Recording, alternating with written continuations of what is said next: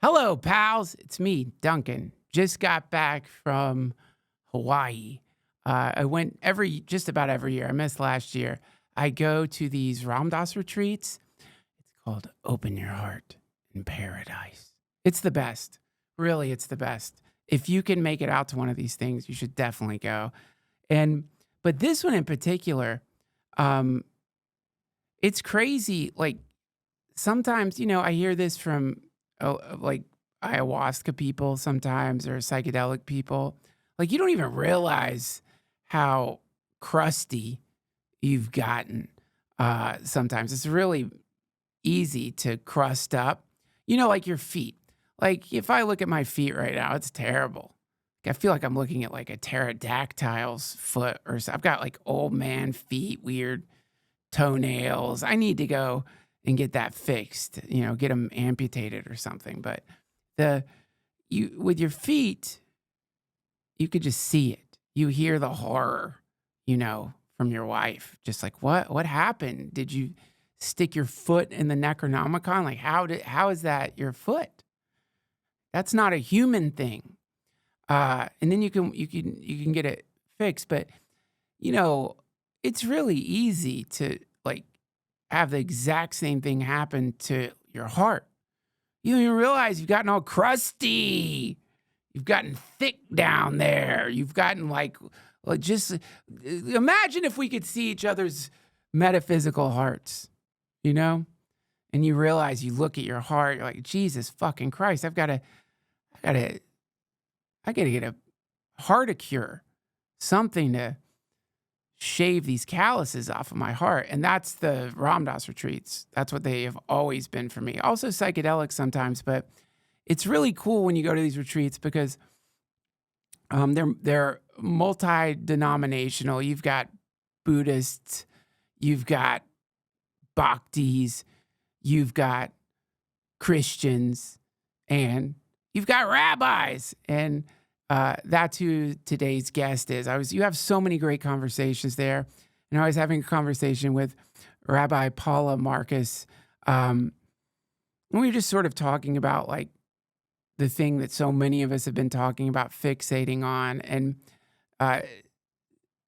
well, in our conversation, I realized I walked away with like far less of a cynical perspective, which doesn't just apply to like the Middle East, but a general sort of lazy worldview, one where like I don't know how any of this shit works out in the way that the LSD showed me it could, or the meditation showed me it could, or you just get this general kind of a feeling of like hopelessness. And I realized just a one conversation with a rabbi, and suddenly I was like, oh my God, there's more stuff going on in the world than I'm seeing out there. And let me tell you, I go on all the conspiracy boards and stuff, but that talks about other kinds of things happening. While all the stuff is going on the main stage of the world, which seems to be sort of, what are they calling it now? What are they calling media now? It's really cool. Vintage media. They have a weird name for it. Archaic media. There's a legacy media, the old format, while you're seeing all this stuff, a general horror show finding all of the most foul things happening in the world, from military incursions to babies getting eaten by crocodiles to new diseases. This is kind of the buffet that you're going to get from legacy media, essentially a sermon on what to be afraid of. While all that stuff is going on, you have all these stories that don't make it to the top. I guess they have meetings at newsrooms, and it's like, okay, we've got a crocodile ate 5 babies, or there's 2 people, one of them from Israel, one of them from Palestine, and they're marching through the Middle East to show that some kind of peace is possible. It's like crocodile. No one wants to hear the peace shit. Do crocodile. You're not selling fucking Ozempic with some peace march. Crocodile attack. Crocodile attacks on the rise due to satellites. Or the point is, these retreats and getting around people, not just people like me who have a kind of like, who pendulum between some kind of idiot utopian vision of reality and an equally idiotic vision of just a death spiral that we're all marching in. When you run into people like Rabbi Paula, who are out there, who are actively flying into war zones, who are going to places and saying things that maybe don't align with like what you would expect from a rabbi, it's definitely what's it called? You eat sorbet, palate cleanser. It's a palate cleanser, and so Rabbi Paula was generous enough to give me some of her time today. And if you're looking for a refreshing view on world events right now, then this is the episode for you. Now, please welcome to the DTFH, Rabbi Paula Marcus. Hello, Rabbi Paula. Thank you so much for coming on the show. You're welcome, Duncan. It's actually really an honor to be able to have this conversation with you. Thank you. You know, I was wondering how you ended up at the Ram Dass retreat. You know, I've seen you there for a while now, and I'm curious, what was your pathway to start going to those retreats? Good question. So this year was my 10th year, and my husband, who died a year ago, May, was quite familiar with Ram Dass because he was in Berkeley in the 60s, and he actually even knew and saw him as Richard Alpert before he became Ram Dass. Wow. Yeah, I've got posters, psychedelic posters with his name there. And I had gone to a kirtan with Krishna Das, and so I said, hey, you know, I heard there's this retreat going on in Maui. He's like, Ram Dass, let me go.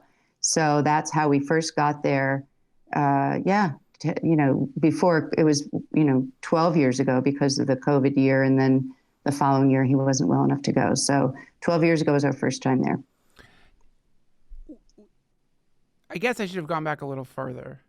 How did you end up becoming a rabbi? How does that happen? Yeah. So, I have an interesting path. So I grew up in New York, and the synagogue I was part of was very focused on social justice. And it was in White Plains in Westchester.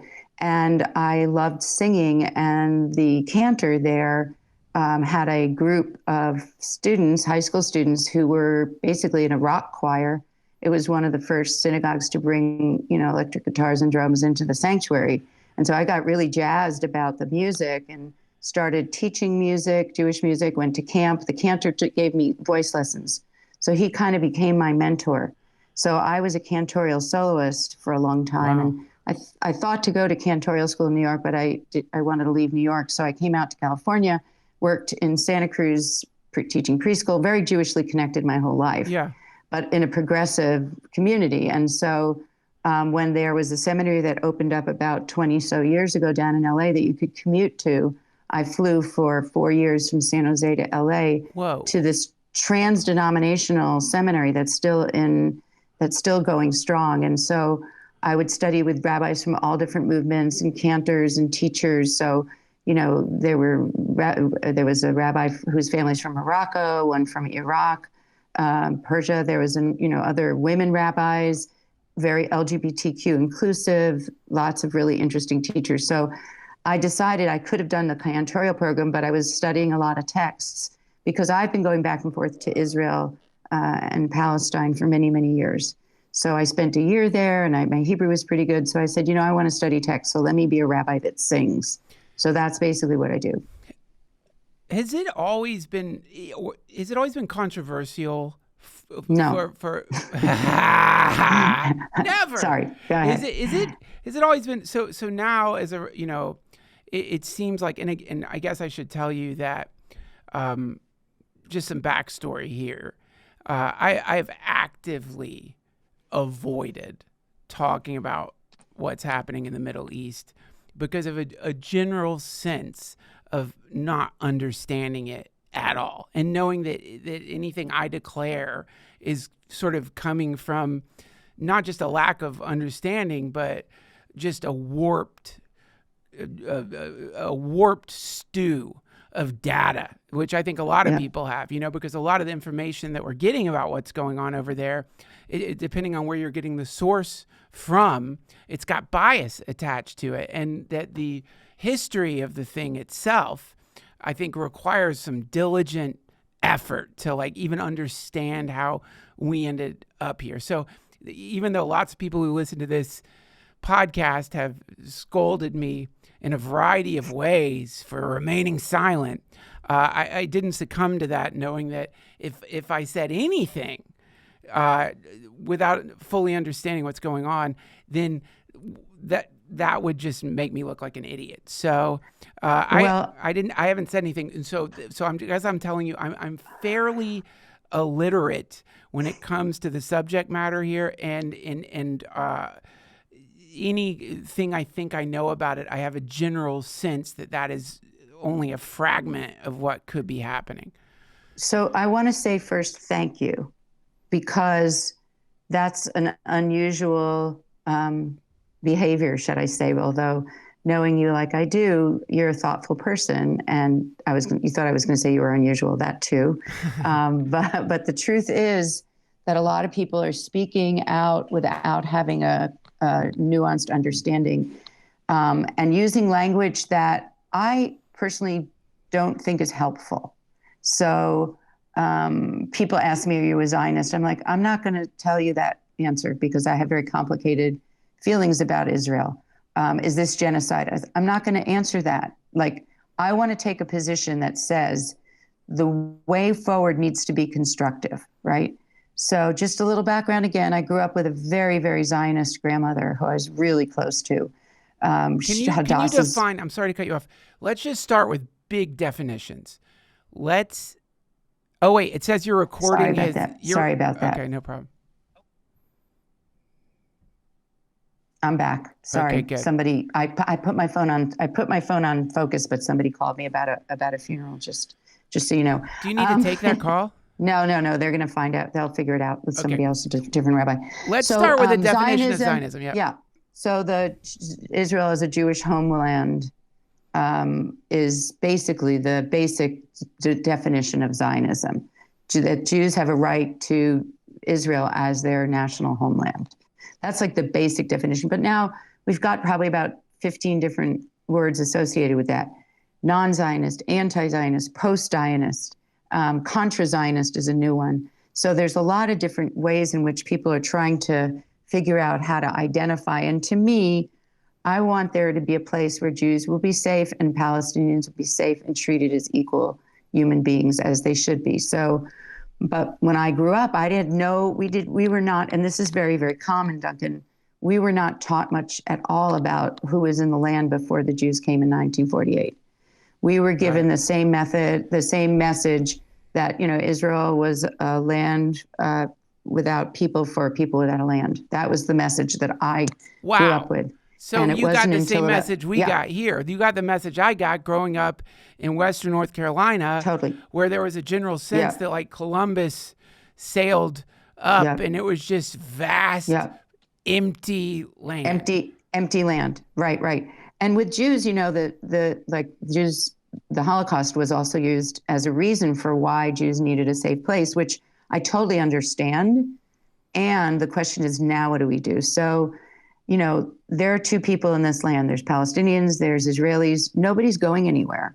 So the question is, what are we going to do now? But I will tell you that it was like 26 years ago when I first went to go see refugee camps in the West Bank that I started to understand what exactly was going on. And now I have friends who are Palestinian who I've listened to their stories about what's happened in their families.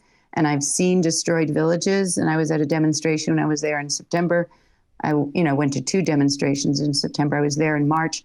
So I'm seeing the complexity of this and understanding the history. There's a very important new book that I want to recommend publicly. It's called The Necessity of Exile, and it's by Rabbi Shaul Magid, Shaul Magid. And he really addresses this question of Zionism and the history of Zionism and where are we now and what do we need to do. But people don't like hearing that, you're trying to think about what's the path forward. People are still litigating the past. and trying to unpack what's happening right now as a way of understanding, what the dynamic. But really, it's the only way forward is going to be either a two-state solution or to understand that there are both people living in the land, and there are many groups that are working on different ideas that we in this country don't hear about. Last Sunday, I interviewed two journalists, a Palestinian journalist and an Israeli journalist, and they were in Oslo, and they had a written out two-state solution plan that they were meeting with people, international leaders in Oslo about. So, if you're gonna kind of say there's no hope for the future and we have to, get rid of them, or we have to get rid of them, they know better.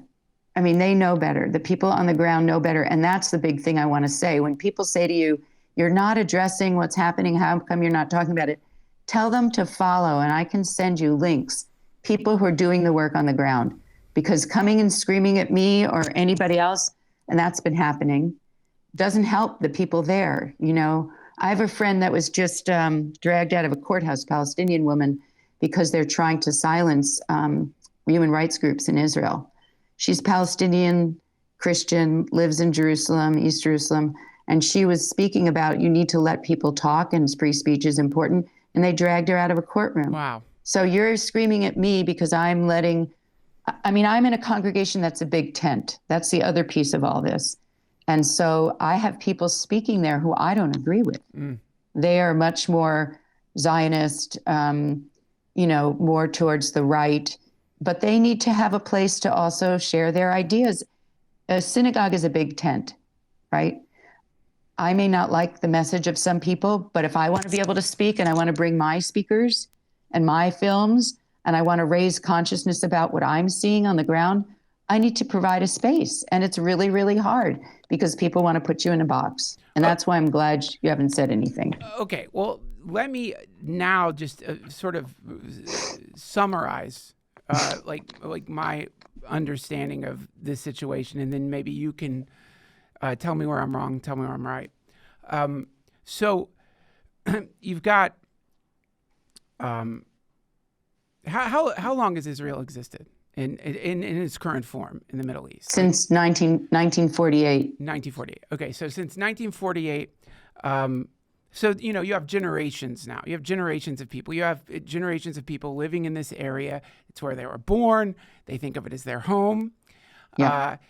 But the problem being that Israel it expands out into Palestine. There's expansion that happens. There's this sort of creep moving into Palestinian territory where you have... 1967 is when that also accelerated. So 1967, you have this accelerating creep, and the creep is happening because the people doing the creep are saying, no, this is actually historically our land. We have a right to it. Well, it's worse. They're saying this is God gave us this land. They're not even talking about.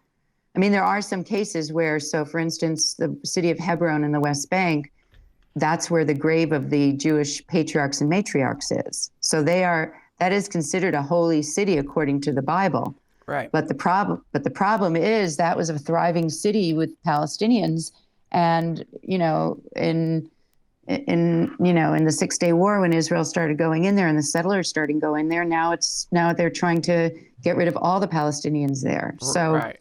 So that's true. All that's true. All that's true. So you have people who believe God is giving them a mandate. It's a sort of crusader mentality, right? Like the Europeans were like, we've got to take the land back, and so this is a holy war, you could almost say. And so absolutely. Okay, so that's true. So there's this expansion happening now. And also, again, I'm sorry if what I'm saying is, like, I know it's 101, but on both sides, you have people in the same way. Whoever's listening, you were born in America or wherever you were born. You're not thinking this isn't where I belong. You're thinking this is my home. Both sides. So then what's happening is you have vastly superior military capabilities, and so meaning that expansion is really difficult to stop. And certainly, like legally, it doesn't seem like you can stop it. And so, Well, yeah.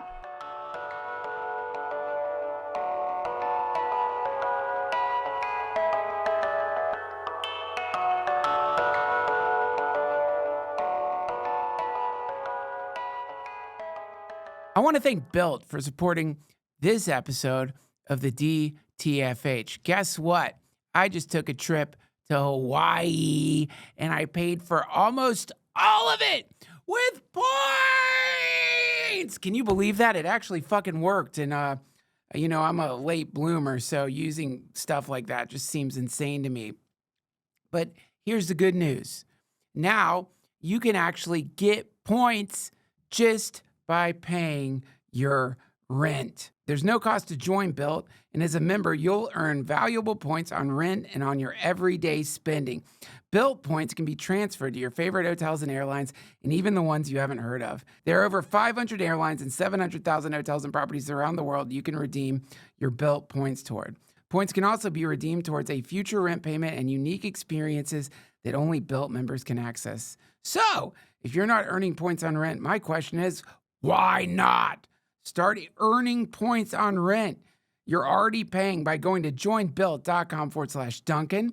That's JOINBILT.com/Duncan. Make sure to use our URL so they know we sent you.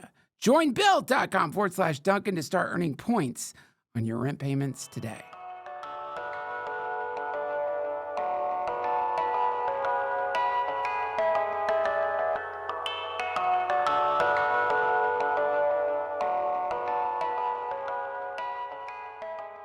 And it's not just, it's not just military capability in terms of, big weapons. It's also that settlers are being enabled by the Israeli Defense Forces in the West Bank to go and, chop down olive trees that have been there for generations and to shut off water. And so they're protected by the Israeli military. And I don't want to get into the details, but there's different military zones. There's different zones, A, B, and C. Right. And we could talk more about that. And Oslo got into that, kind of into the details about that. But even the area that was not supposed to have any expansion of settlements, according to the Oslo Accords, that's happening there now too. So it's happening all over. And it's not just, like I say, big weapons. It's military presence too. Right. So it's on the ground. And the demonstration I was at in September, one of the women that I was in a car with a woman who picked us up, in the West Bank, a friend and I, Palestinian friend, she's Palestinian, and she basically got harassed by the Israeli Defense Forces because she had bought a used car a few days before. It seemed battered up, and they said, "You can't drive this. It's not safe to drive." She just had it inspected 2 days before and showed them the paperwork. So I saw, like, right there, this friend of mine, the same woman that got silenced in a court, who works with an Israeli and Palestinian peace organization. This demonstration was completely peaceful. After 45 minutes, an hour, they said everybody needed to leave.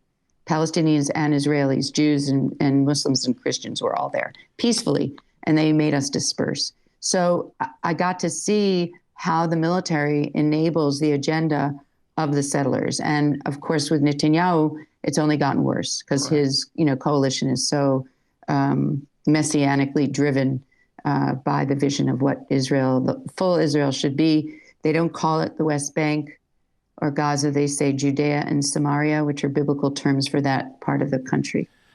So of Palestine. All that being said, now let me give you my cynical, and you help me. Cynicism is bad, but when you don't even realize how cynical you've gotten, that's where it's like hopeless, I guess you could say. Yeah. Before our conversation at the retreat, I think my view had become fairly hopeless. And so I think my view, I think many people think this, which is, I'm living in Palestine. I was born there. And if you live in Palestine at this point and you don't know anyone who's been exploded, that you know people, countless people who have lost everything. You've seen where you were born transformed into rubble. And, I know if something happened to like one of my children, I don't know that I could forgive who killed my child. And so what you have where it seems like hopeless is, how do you, aside from all of the other stuff, how do you make a parent who has lost a child? And I also am aware of the fact that in Israel, parents have lost children, had their children kidnapped, so on both sides you have what in nature is the most dangerous thing. God help you if you're out in the woods and you see grizzly bear cubs. You're dead meat. And so it's a primal sort of rage on both sides, and sprinkle in God, like this is a divine mandate or a jihad or whatever. And it's like you have a recipe for the apocalypse, for endless, never-ending, solutionless conflict. Like it's gone too far. No one wants to hear any kind of peace, anything. They killed my kids. Fuck off. I don't want to hear it. And this has produced a sort of death spiral. Now, and that's all we hear about. That's all we hear about, right? So there are two peacemakers who are really actively involved, and they just one of them is Israeli, and both of his parents were murdered on October 7th. His name is Maoz Inon, and they just did a 4-day walk from northern part of Israel to the south, as far north as you can go, given what's going on. And they ended at the place where his parents were murdered. Jesus. And who is the other one? I'm sorry. Aziz Abu Sara. So his brother had been in jail after one of the intifadas and beaten so badly that when they let him out, he died. And Aziz was just a kid, and his brother was at like 19 or 18 or something like that. So I've been with his parents. I've been with Aziz's parents in the family home where they have a picture of the son that died after being beaten up in the Israeli prison. So these two guys are working together, and the story is beautiful, and you can find it online. They were the ones that kicked off the TEDx Vancouver conference after October 7th, when Aziz, who had kind of known Maoz but not that well, he heard about his parents being killed. He texted Maoz, the Israeli, and he said, "I'm sorry to hear about your parents." And Maoz texted back very shortly, "I'm sorry for all the children that are being killed in Gaza. I'm sad for my parents being dead." And so the two of them, so this is an example, Duncan, of the opposite of what you're talking about. Yeah. And these two men have been traveling all over the world. There's a movie now coming out that they're part of. It was just shown in New York. And Maoz says it beautifully. He says, through our joint pain, we have to build hope. We know what loss looks like. We can't keep going down this path. Right. We have to build hope. And so, the organization, the company that Aziz created is called MEDJI, MEDJI, and Interact, which is an educational platform. And they travel to conflict zones. Aziz started it with a different Jewish guy from the U.S. So they travel to conflict zones. So they go to Ireland, you know what I mean? We're going to go to South Africa in October to see how other places have done this and to work with people. They use nonviolent communication in their trips. I've done two journeys with my congregation, interfaith journeys with that company. And I've gone twice with Aziz and met Maoz the first time. So it's not an option. It's like, I got to say, sometimes, you hear people saying, I've given up hope, I feel lost, blah, blah, blah. After the last election, some people were just desperate. It's like, you can't give up. There are people there. These people lost their family members. Maoz lost both of his parents. We met with a woman who her daughter, son-in-law, and grandchildren were all killed on October 7th, Israeli woman, who said, I was really hopeful during when Sadat and Begin made peace and Egypt got the Sinai. Like that, nobody thought that would happen. That's something that happened. And then, Oslo was hopeful, although after Rabin was assassinated by a right-wing Israeli settler, the left wing kind of fell apart. But now there's a resurgence, and some of it actually really came up in protest against Netanyahu before October 7th. People were out in the streets every week, thousands and thousands of them. I remember So it's not, yeah. So it's not like people don't have, and the last thing I guess I want to say about this is Gershon Baskin, who is an amazing journalist, and he was one of the people who negotiated the release of Gilad Shalit many years ago and knows people in Hamas. He said, don't pay attention to the polls among Palestinians or Israelis, because as you pointed out, everybody's in trauma. Right. So these polls, people are going to be reactive. But the truth is, they just finished a 4-day peace group, walk through from the north to the south. April 3rd and 4th, I'm going back now. I just decided last night, day before, because they're doing another peace event. They did one in July. So Palestinians and Israelis, there's a group called Bereaved Family Circle, and they are all people who've had children, spouses, babies killed by the other side. So there's all these groups, combatants for peace, who have given up violence as a way of moving forward. There are so many people on the ground doing the work that nobody hears about. Why don't we hear about it? Well, because that's not the sexy stuff. We want people throwing rocks, and we want people screaming at each other. And Haaretz, which is the news that I follow, there's 2 news platforms I follow. Haaretz is an amazing daily newspaper in Israel, and now Netanyahu is taking money away from them, from the government, because he doesn't like what they're saying about him. There's that, and there's another one called 972, which is all online. So you have to know who to follow, because, look at what happened with this election and the lousy news coverage we had of all the stuff that's going on. People don't know what's happening. And my job as a rabbi is to elevate those voices, and you're giving me an opportunity to do that right now. That I don't want to hear you screaming at each other, whether you're pro-Israel, pro-Palestinian. That is not helping the situation. Right. What helps the situation is to support the people who are doing peace and justice every damn day of their lives, who are living in danger. Many of them, many Palestinians are, when I was WhatsApping, when I saw my friend Angela on a reel, talking in the courthouse and getting dragged out of there, I WhatsApped her and I said, I'm so proud of you. Are you okay? And she wrote back, I'm okay. It is dangerous to speak out. So that is happening. But if we don't support these people who are speaking out there, then I don't give a crap if you're wearing a keffiyeh or not.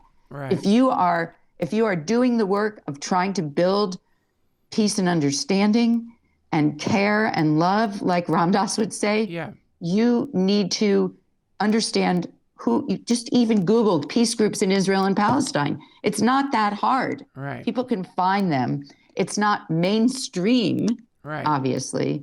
There's a movie I just watched called The Bibi Files, which is unbelievable footage of all the crap that he was up to. It shows him testifying and banging on the desk and just being a jerk. But that's not on MSNBC or Fox or anywhere. That's something that I had to find through an organization I'm part of. Well, right? Yeah, it seems like in the mainstream, he's kind of getting lionized. And also I remember that when those protests were happening and you were getting a visual of how disgruntled and unhappy with him, seemingly like there were so many people at those protests. Yeah. And this is one of the conspiracy theories that floats around, is that, not that he instigated the thing, but it was allowed to happen because of his precarious political situation. Yeah. And not only that, it's been shown that he actually was making sure that Hamas was getting funds because he wanted Hamas to be stronger than the Palestinian Authority.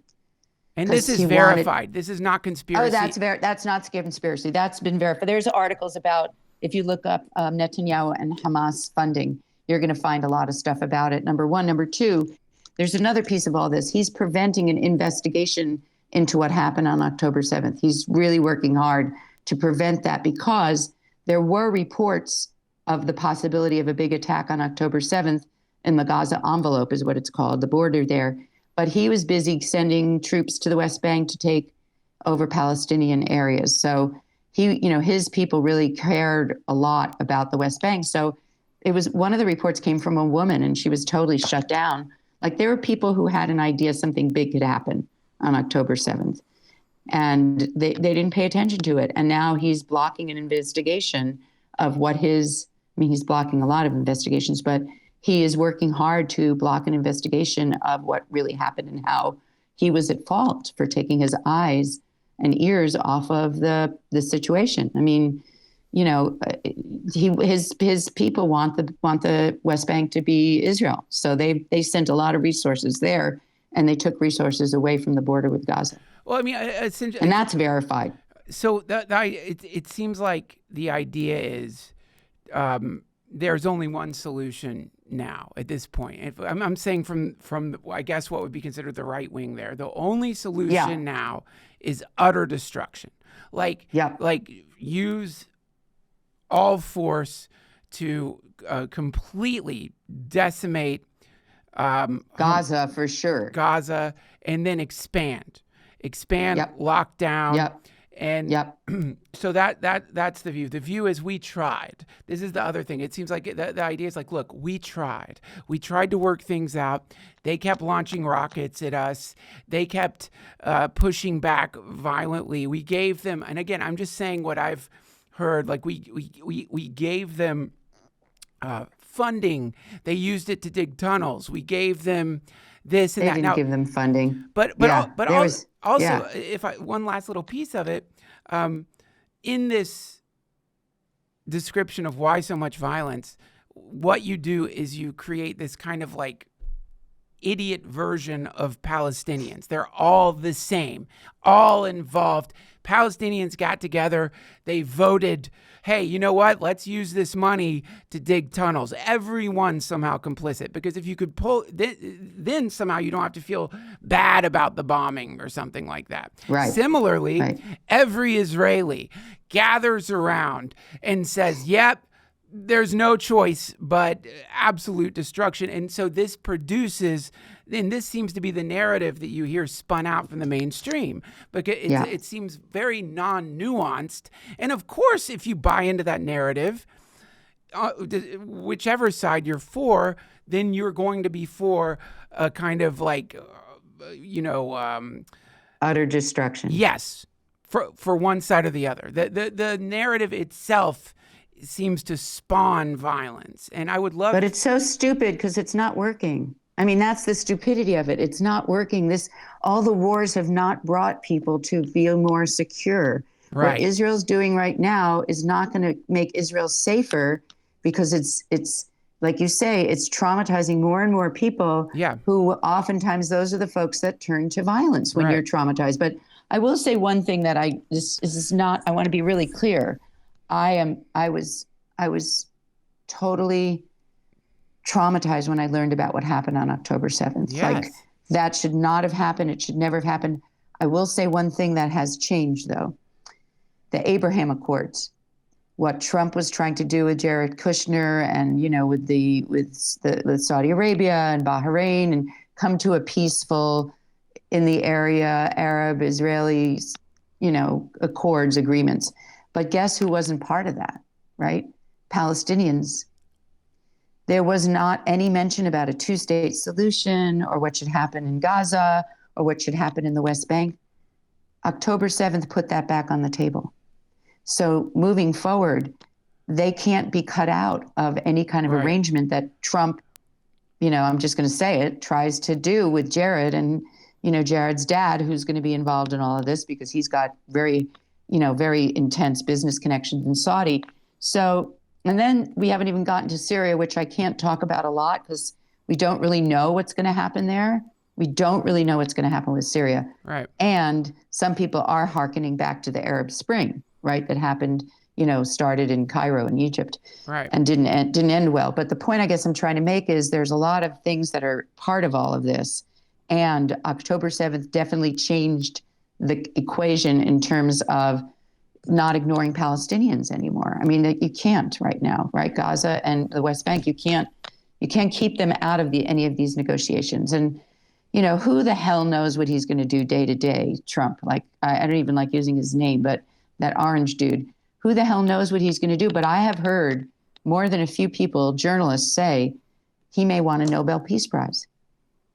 He Really? may want, if he can do something to make something happen here, it might. It's all about self-interest. Biden sure couldn't, and I think I think that if we pull out a little bit, like zoom out from the planet and kind of look at this echo that's happening all around the planet, Assad, Putin, some people even say Zelensky, you do see a situation where, one, the population has been reduced to a singular opinion, and also you have some dude who is like invoking war. I mean, this is everywhere. You could in the United States, everywhere, and then when you're like on the ground, and it is very rare, at least in my experience, to meet anyone who's like, boy, you know what I love? War, bombs, drafts, babies getting blown up. You don't meet those people, and yet you look at the movement of things in the world, and you see this. What I've always thought of, and I know this is this used to be the most milquetoast, non-political, non-controversial thing to say. Now it's political. War is failure. It's utter, complete, absolute failure of humanity, and it's a failure that is amplified by the incredible investment into technologies that could have been used for God knows what, or used for blowing people up. And it's failure because you know what it does? It brings people together. It really does. When you're like, if you ever read, I'm sure have you read Sebastian Junger's War? Yes. Oh my God. I've read parts of it. Yeah. And so, he talks about when you're a 22-year-old and you're like your brain, like there's nothing like that you take the ethics away. So you have conditioning, brainwashing. My point is, I feel like that sentiment is not unique, but that in the same way your friend is dragged out saying you can't say it, the articulation of it these days gets met with, oh, really? What are you?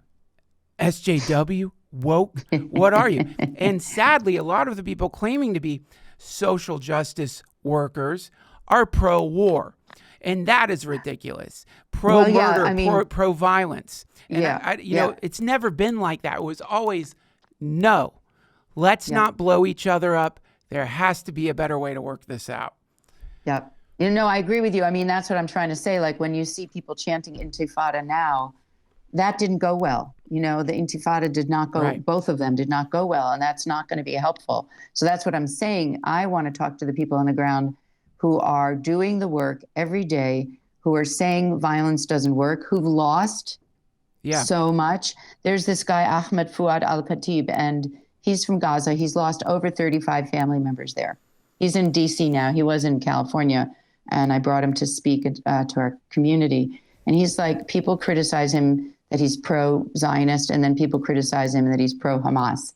Because he talks about stop, saying that we should kill all the Israelis, stop it, like just stop it. And he knows, like he's a guy that he was very much involved. He almost got an airport built in Gaza a number of years ago.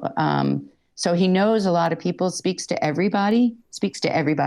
And it's not easy. Like I'm just in my little Santa Cruz place, and people have said I support genocide, that the synagogue, supports genocide because we bring, like I said, a diverse view of opinions.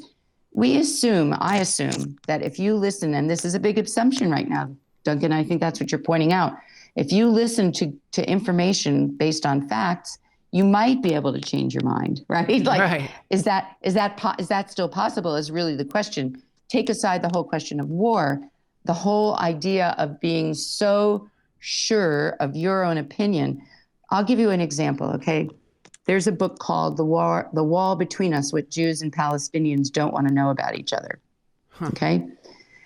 I had to read that like 2 or 3 pages at a time, just saying, as a rabbi, as a Jew. And one of the things that was brought up was, when Jews talk about the Holocaust, and that's why we needed a place, Palestinians say, well, wait a minute, we didn't do that to you. Why did you come take our homes? Yeah. And if you have suffered like this, why are you invoking suffering upon us? Right. And I was just like, I was in a room, almost all Palestinians at a talk. And there were a couple of Jews, Israelis there. And a woman got up and she was talking during the Q&A, and she said, I live in a very beautiful home, and she's told the area where she lives. And, it turns out that was a Palestinian home. And when she said that, she didn't think about the fact that her home, where she lives, where she loves, where she is grounded, was someone else's home. Right. Could have been even related to people in the room, the Palestinians in the room. Yeah. So there's just this like unconscious kind of binary, even myself, unconscious bias, whatever you want to call it. But there's this way in which we're convinced that our pain should make us feel a certain way. Yeah. And I think that also leads to war. I think that also I have to defend myself. I have to defend my people. Yeah. I have to make sure that, we've got enough guns, to be able to do what we need to. I mean, it's how do you come to this place of seeing the other person as a human being and trying to understand their pain? I mean, I know Palestinians who've gone to the Holocaust Museum in Jerusalem, Yad Vashem, and they go to this place of like, oh my God, they see this exhibit of what happens, people getting put on trains to go to death camps. So, for Jews to go to see Palestinian villages that have been destroyed, Right. and to hear the stories of people who have been killed by the Israeli soldiers. Or I have a friend whose husband, they're Palestinian, her husband is Palestinian doctor, he works in Jerusalem. He's treating soldiers who've been injured in Gaza, Israeli soldiers.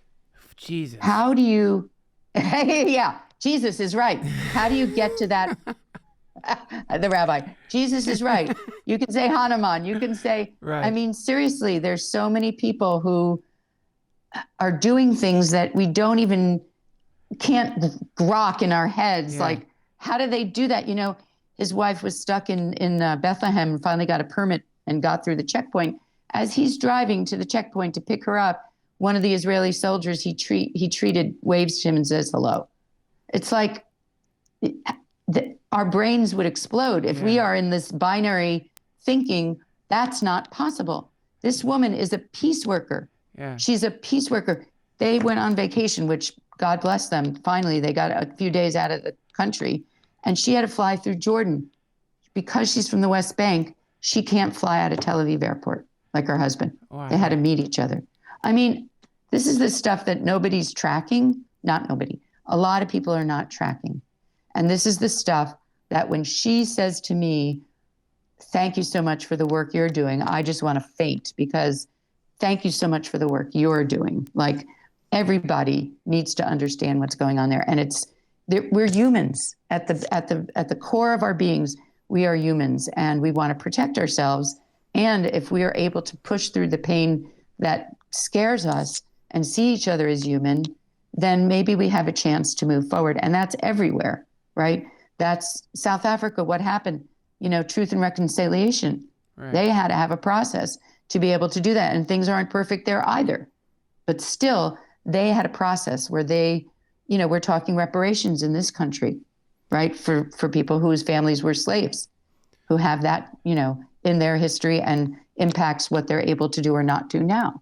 So this idea, and in Hebrew, there's a word in Jewish understanding called teshuvah, which people say is repentance, but it's really return to the best of yourself. Oh, that's That's cool. what Yom Kippur is all about, the Day of Atonement.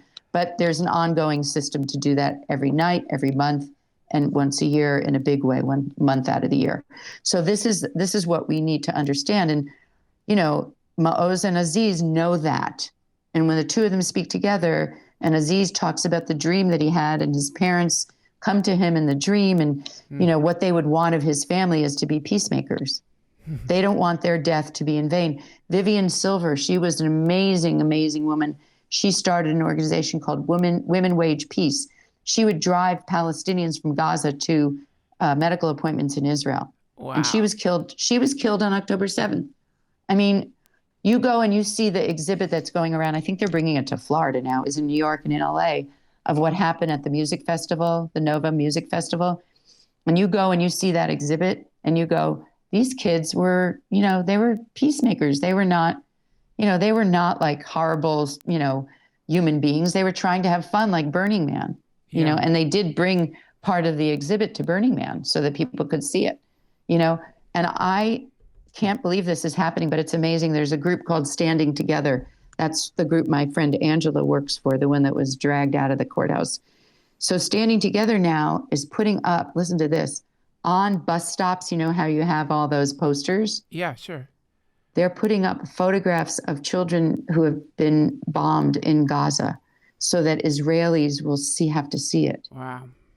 Because they try not to show that on the news, Right. right? Just like we didn't, look what happened here. We didn't want to see what was going on in Vietnam back in the 60s. No. And it wasn't until the body bags started coming back and people started filming them at the airports that people started to understand what we were doing and how many people were suffering. Here, I mean, our people, right? So, and then to say the hostage families are the ones that have been really shut down over there. Like they're still advocating, who knows who's alive. I was there when they found Hirsch Goldberg, who was an American Israeli, and 5 other bodies they found dead because Hamas had killed them. And I was in Jerusalem, and it was like people just bus drivers, taxi drivers, cafe workers, they were just devastated. And, you know, if we can't understand these are hostages that who knows if they're still alive and how many children have been killed in Gaza and the starvation, then that means that we've lost part of our humanity. Well, let me address that, and maybe you can help me here. There's I hope it's just a ghost story. I hope it's not true. But as a general response to and I mean this in a positive sense, the sort of, you know, like anyone, there's I'm going to just say hippie perspective. There's a general sense you have when you take the right amount of mushrooms, LSD, or have some religious experience where you realize what you're saying. Humans are good. Humanity, good. And then a sense of, regardless of world conditions, that we're always kind of right next door to real peace, that it's just right there. And it's like an itch you can't scratch. And then you sort of present this idea, and usually when I present it, it's a mess. But you present this idea, and you get the realist who says, okay, hippie, yeah, sure. Let's just put all the guns away and holster our weapons and sit back and just see what happens. Because here's what's going to happen.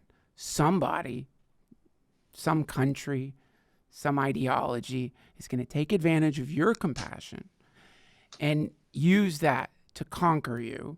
And you have to have defense, war, bombs. And it's an unrealistic, naive opinion that this is possible. Help me get rid of that in my own head, or people who think that. How do you address that general sense of like, as long as there's people out there who think power is more important than compassion, or that the ultimate form of compassion is power, when I think there's people out there who believe that, there's going to be infinite, endless war. How is that wrong? So, a couple of things. So I want to go straight to the question of Israel and weapons, just to put it out there so that you have a sense of where I'm thinking right now.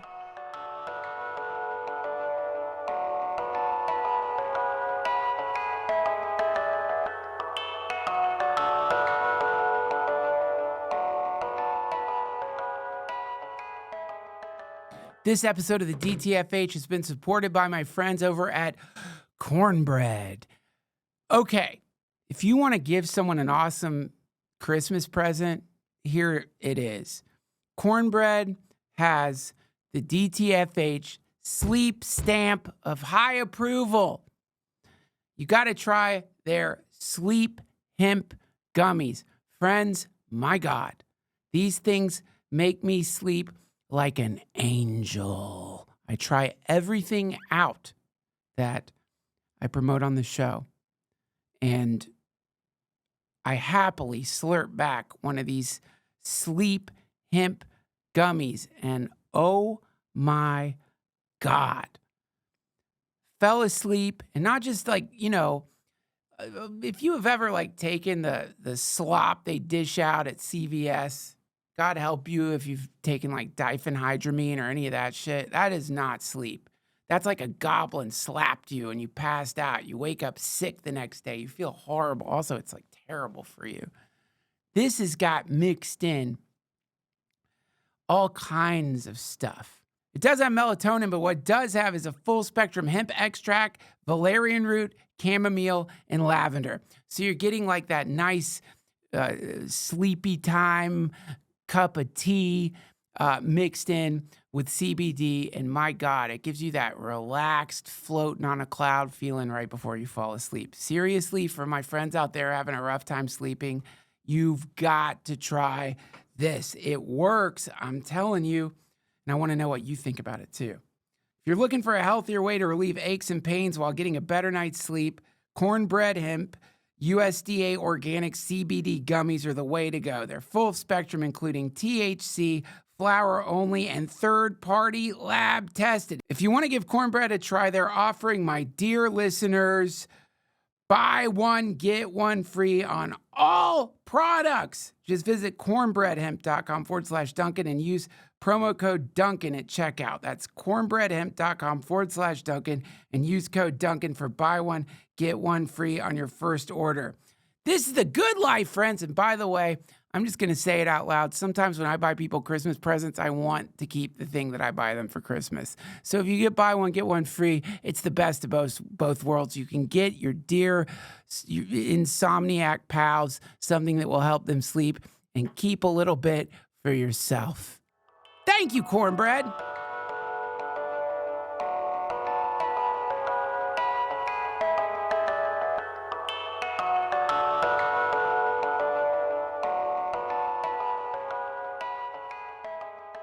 And there's been a lot of movement to put pressure, and who knows what the hell is going to happen after January, but to put pressure only to provide defensive weapons to Israel, not offensive weapons. So that's a movement that's going on. I just want to address that quickly. And the first rockets that came from Hezbollah, the rockets, the Iron Dome protects everybody. It doesn't distinguish. Now, what's true is Palestinians and Bedouins don't have the kind of safe rooms and bomb shelters. So the person that was hurt in the first launching of weapons from Hezbollah, the big one last spring, was a Bedouin girl from a village that I visited actually in March from Rahat, which is a recognized Bedouin village, and that's a whole nother story. So the idea that there needs to be some kind of protection from weapons is very understandable because, like I said, the Iron Dome doesn't choose, are you Palestinian or Israeli, if the rockets are coming to Jerusalem, East Jerusalem, whatever. So that's number one. Number two, in terms of fear and the need to protect oneself from evil, that's been around forever. Yeah. That, and now, but here's a different way to look at this. I don't know if you've heard stories, but I've definitely heard stories of people who used to be all like pro-gun, who have had family members killed, like children and teachers in school shootings. Yeah. And their point of view around guns has changed because they've been personally impacted. So what I try to do is when people aren't able to see that side is to bring forth stories that move people's hearts. And it's really, really hard. Yeah. It's really, really hard. But bring forth speakers to my community who can say, like, for instance, when we were down in the envelope at the place where Moses' parents were murdered, a question came up and said, well, how can Israel afford to make peace when all the Palestinians want to kill us? All the Gazans just want to kill us. Look what just happened. And Aziz answered, did you know there was a demonstration in Gaza against Hamas by Palestinians? Right. Just last week. Those people took their lives in their hands to demonstrate against Hamas. Right. So to share the stories, like you were just saying, we're not hearing about it, to share the stories of the people who are doing the work in the places that are the most dangerous, right? We all know about the Innocence Project. We all know about families who've had people murdered who then advocate not to give the person who did the murder the death penalty. Yeah. We know those stories. Yeah. That they come to this place. And I have to say it, I think a lot of it does come from faith. I mean, I'm not just saying that because I'm a rabbi, but when you talk to people who are part of a church, you talk to people, who had the church, bombings or the shootings that happened, right? They say we don't want to take revenge because we know it just continues the cycle of violence. We don't have to take revenge. We elevate those stories so that people can see, oh, this had an impact on that person. I just listened to an interview with Justin Pearson, from North Carolina, and he was like, I wanted to be a musician. I didn't want to be a politician. Right. But after the shooting that happened, I decided I needed to be a politician. Like, people can get transformed if we are able to help navigate that bridge between real life and fear. Right. And fear it's not like fear isn't part of real life. But the question is how you deal with your fear, how you deal with your trauma. We've got a lot of undoing to do. And one of the sessions we did with this Israeli-Palestinian educational group called Interact was about trauma. We had a Palestinian woman and an Israeli woman talk about trauma. And the Israeli woman, her best friend had been kidnapped on October 7th. She was released months later, but she was trying to explain to her 6-year-old son why she was crying all the time, right? She's in the middle of this, and she's working with Palestinians to try to bring forth education and understanding. And that's really what I think is called for at this time, that we have to be uncomfortable. I mean, this shit's messy. It's not easy. Like, I make mistakes sometimes. I say things that aren't great, right? Some other people will do the same thing. And then there has to be some kind of way to say, you know what, I didn't realize what I said, or I didn't have all the information, or thank you for sharing your pain with me. Now I understand things differently, right?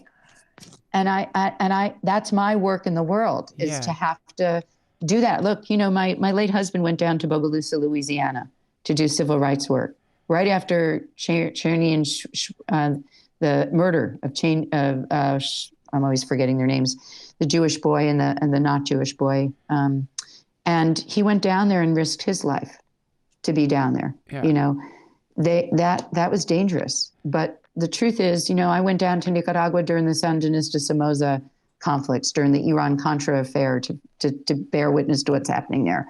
I'm going to go back there because I feel a sense of obligation to be part of the solution as opposed to getting stuck in all the problems. I mean, that's what we can do. See, this is the thing. Like, regardless, like, if you're out there and you've got some kind of opinion politically regarding this situation or all the wars, and you haven't seen it, I mean, I guess if you were there, if you've gone through it, and you have come to the conclusion violence is the answer, who am I to argue with you out here in Austin? Like, who am I to push back? But also, if you're someone out there who's like you, who's seen it, or someone who's felt it, who's lost. How many people did you say that person lost? 30 people? Over 30 people, some family members, in Gaza. And you are saying after that, peace.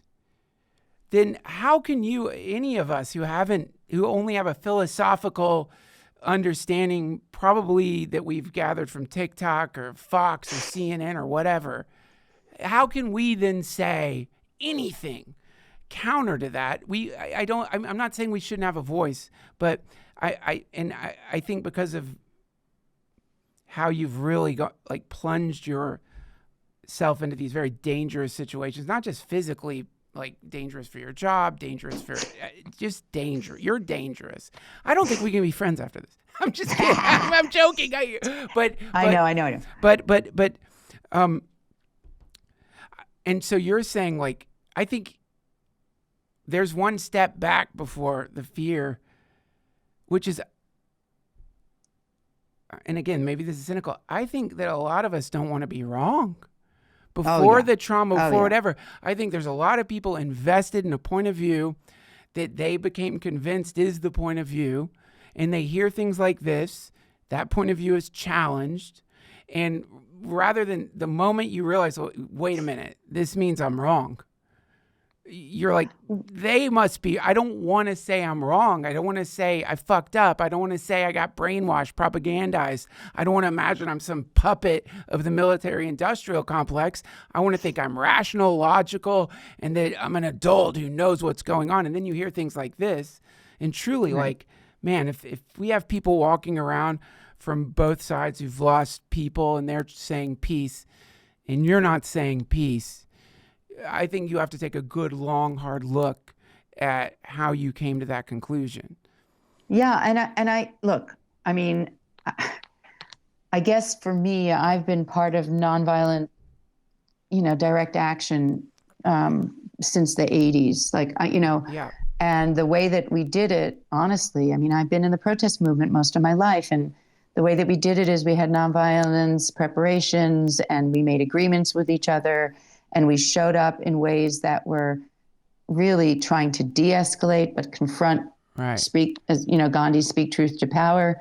And that's what I would love to see. If the people that are out screaming in the streets, I'm not saying don't protest what's happening. I'm disgusted by what Israel's doing. And I'm saying this loudly. I want the U.S. to stop giving Israel offensive weapons. I want that to stop.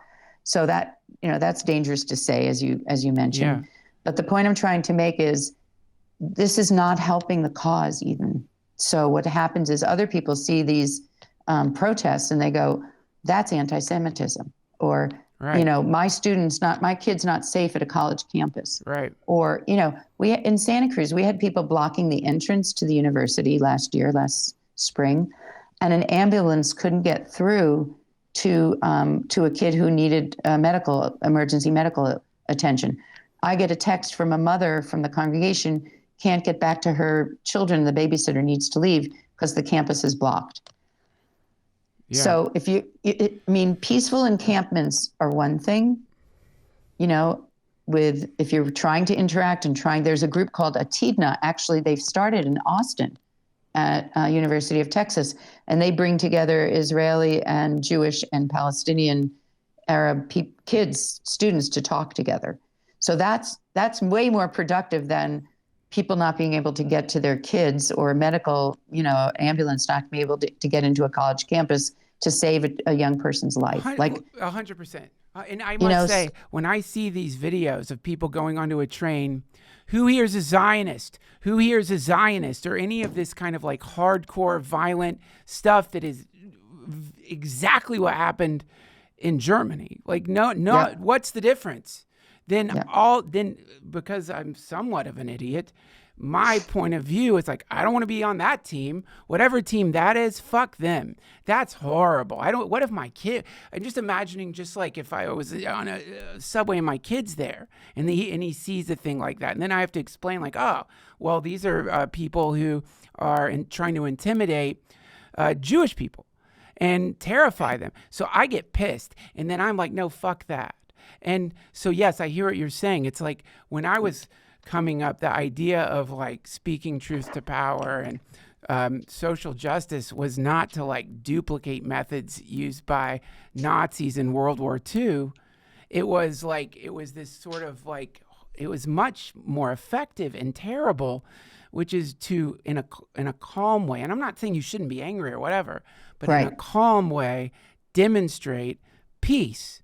It doesn't mean don't say things that are upsetting to people, but also in your way of being in the world, show that aggression maybe isn't the only way to create change. And it's counterproductive. It's counterproductive. Well, just like we said earlier, it's counterproductive to wage war. It's counterproductive to protest in such a manner that other people who maybe don't even have a position on what you're protesting about don't want to support you. Like part of protest is, in Jewish tradition, and I do a lot of community organizing, and there's this idea of hot anger and cool anger. Yes. Right. Use your anger in such a way that you're able to say something that you really believe is right, and say it in such a way that people can hear it. Like, we had a situation a few months ago it may still be going on, but I think we've dealt with it mostly where a particular company was going to be raising the rents on a low, on a low income building in downtown Santa Cruz, and the residents were going to be kicked out. A lot of them would be unhoused. And so our communities got together, churches and our synagogue, and we wrote a letter and we went to the city council and we went with the people who were residents there, and the city council stopped them from raising the rent. Wow. To a place where they would have to leave. So now, they're suing the city, but my point is, do the organizing in such a way that you can be effective. That's an effective way. And we were like, well, maybe if they won't talk to us, the owners of the building, we were even talking about going to their building and sitting outside and waiting for people to come out. I mean, there's so many ways. People protested against the kind of conditions in Immokalee, Florida, around people who were picking tomatoes, because that's where most of the tomatoes came from. And they managed to get it so that Trader Joe's wouldn't buy tomatoes from those growers who were not treating their workers fairly. So there's success. You have to be calculating how you can be successful.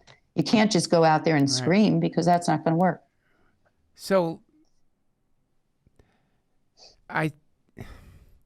help me out here. I still feel hopeless. Not in a day-to-day sense, in a geopolitical sense. I still feel a general grim sense that regardless, there's nothing that we're going to do to stop, this momentum, and it's terrifying. So follow the people who are doing the work. That's what I always tell everybody. Follow the people that are doing the work. And remember, if people in the South before voting rights happened were hopeless, what would have happened? Right. Hopelessness, I'm sorry, Duncan, hopelessness, it's a luxury. It really is. It's so great. You're done. You've retired from hope. You just sit back. I don't need to do anything. Watch Sean Hannity eat some beef jerky. Right. Like I'd do it if it was vegan. But anyway, the point is, I'm not eating beef jerky. But the point is, and my dog could have some. But the point is, there's so many times and so many places, and even right now, like Palestinians are not hopeless, dude. Right. My friend Angela is not hopeless. She is fucking, yelling in the courthouse and driving her car into, I tell her I'm coming in April. She's like, "You're staying with me, Habibti." You know what I mean? Like, we're just going to keep going. We have to keep going and doing this, because then we give up, and then what the fuck? Then it's all over. And there's kids. You know what I mean? Like, you have kids, honey. Yeah. You can't give up hope, because you owe it to them not to. Right. Just saying. Little Jewish guilt. I'll take it. No, this is why when we talked and you told me about those two people walking together, I was like, we have to do a podcast, because it reminded me of something that I realized I'd forgotten. Honestly, I don't. I was being a little performative, but I know a lot of people out there do. And I think that it's such a, just that reminder of, like, come on, like, give me a break. Like, there's so many other examples in history where only a few people have created momentum that made drastic, massive, positive change. Yep. There's a rabbi in Israel, Rabbi Arik Asherman, and he was once the director of Rabbis for Human Rights. He's not anymore, but he has another organization. And we were there with him in East Jerusalem, seeing the houses that had been Beit Sahor, that had been bulldozed. And there's this tiny little pink sneaker in the pile of rubble. Oh, fuck. Right? And I stood there and I went, shh, what now? Like, I had to write about it. And he said to me, "You never know when things can change. We keep working." And he's gotten beaten by settlers. He's gotten arrested. He took us out to replant, grape vineyards when I was there one year. And, we keep, and this is what I always say, actually, in terms of Israel and Palestine, as long as there are people on the ground doing the work, I will never give up. Right? Yes. I love it. Thank you. Yeah. Thank you for this. You're welcome. What a beautiful, thank you. Thank you. Incredible. And I'm sure, Rabbi Paul, people are going to want to connect with you. How can people find you? If they go on the tbeaptos.org, they'll find my email. So it's Temple Bethel Aptos, TBE APTOS, tbeaptos.org. They'll find my email and they can reach out to me. And you That'd know be what? great. If you have the time, I know you're very busy. If you could send me links to all of those Yes. sources, I will. For 100%. those listening, that'll be in the episode description of the show. If you want to look deeper, thank you so much for the work you're doing, welcome. for giving me You're this welcome. much time. I really appreciate it. You're welcome, Duncan. Thank you. It's been an honor, and I look forward to more work together. Oh, for sure. You got to come back. Thank you. Be well. Okay. Woo! Bye. That was Rabbi Paula Marcus. All the links you need to find her will be in the episode description. Tremendous thank you to our sponsors, and thank y'all for listening. God bless you. Hare Krishna.